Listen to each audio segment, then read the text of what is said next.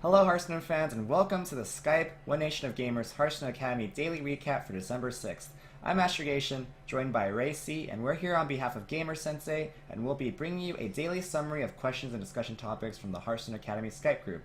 If you're looking for other passionate players to chat with about Hearthstone, you can join the group by simply adding Gaming with Skype on your Skype account. You'll also be entered to win a coaching lesson from either Strifecrow or Frozen, taking place on December 13th and 15th, as well as other giveaways. You can check out skype.onog.gg for more details. Our first topic today is, what is the best way to improve? Now, there's a lot of people who just got back into the game because of the expansion, and they're at the lower ranks, and they're wondering, what can they do to improve their play to achieve a higher rank than they've ever achieved before? What advice would you give to these players, Racy? Well, I think the first thing I would do would be to make sure you're playing a good deck. And then once you're at that stage, I would say you need to be cognizant of all the mistakes that you're making in each game and work to improve with each and every game that you play. Don't just play the game to simply play the game if you want to improve at the game. You want to play the game and be aware of all of your options and all of your mistakes that you're making, and just think of how can I play this game better than I did last time, and just keep improving on yourself until eventually you'll start to realize, oh, I'm actually not playing as well as I could have. And then you just start to realize that if you're aware of it, and then you just become better and better and better the more you practice, while you're also just paying attention to your games.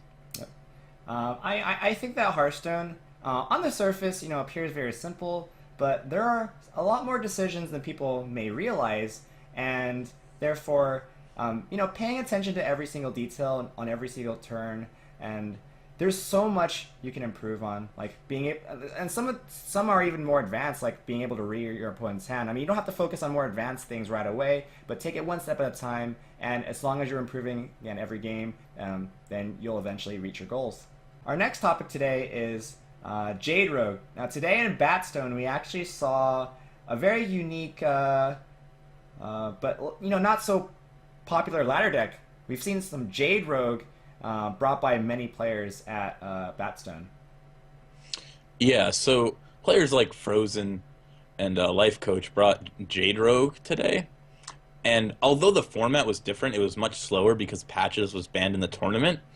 The concept of Jade Rogue could still carry over to Standard and might see some play on Ladder. The idea is that you get the 2-drop Stealth Death Rattle Jade creature, and then you copy its Death Rattle with Unearthed Raptor, which copies its battle cries to copy a Death Rattle that is already in play, and since it's stealth, it doesn't die, so you get to have a more guaranteed target. And that whole concept was actually pretty strong. Although it didn't do so well in Batstone, the concept seemed really solid, and I think we might see a carryover to Standard soon in some capacity. Right. I actually heavily underrated the 1/1 stealth Jade card because, I thought the base stats were a bit weak, but at the same time, I wasn't really thinking about the Unearthed Raptor synergy. And not only that, but a 1/1 stealth is really, really good at playing around AoE. So those two factors are, I think do make the deck viable, and I would like to see it be a bit more popular. Our last topic today is the resurgence of Dirty Rat in a lot of Reno and even some non-Reno decks that we've been seeing. I know that Savij's rank 1 Reno lock list actually had a Dirty Rat in it, and I've seen it in some Reno priests as well. What is your take on Dirty Rat, Ray? Dirty Red is a very interesting card. The fact that its design is almost anti-combo is just really cool to me. It's something that they've never really done before in the game of Hearthstone yet. So it's cool to see the designers go in that route and take some risks in designing their cards. The actual effectiveness of Dirty Rat is actually really potent against decks like Reno or anything that tries to combo, like with Leroy, like say Leroy Faceless combo. If you Dirty Rat at the right time and you strip them of their Reno, their whole win condition can just be gone. Right. And you can just win the game outright. And against aggro, if you simply, say, pull like a N'Zoth's Maid or something really weak, you have a pretty sturdy, like 2/6 taunt minion against a most likely a weak board. So it's just going to be really strong taunt. Obviously, there are games where you might play Dirty Rat and could pull a 7/7 for 4 mana, you know? That would be... But generally, you're not actually going to play Dirty Rat in that scenario. In that scenario, you're probably going to mulligan it away, and you're probably just going to never play it if you have it, which isn't that bad for Reno. Like, you can afford to have cards like that.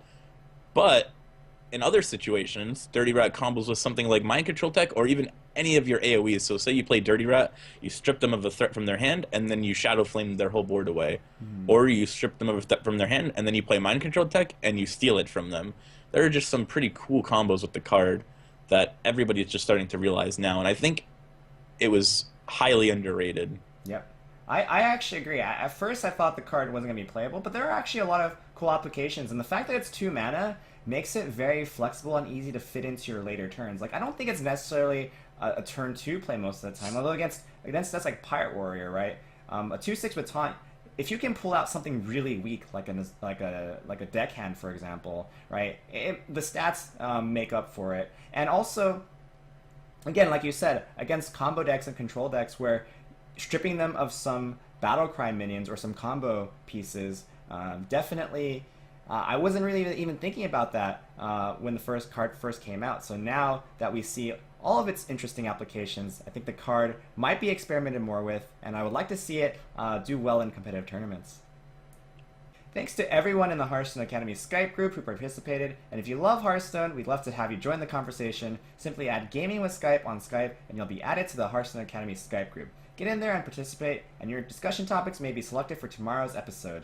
And if you're interested in joining the best esports coaching platform in the world, where you can get coached by myself, Ray C, and a number of other amazing senseis, make sure you sign up for GamerSensei. Thank you for watching, and we'll see you tomorrow.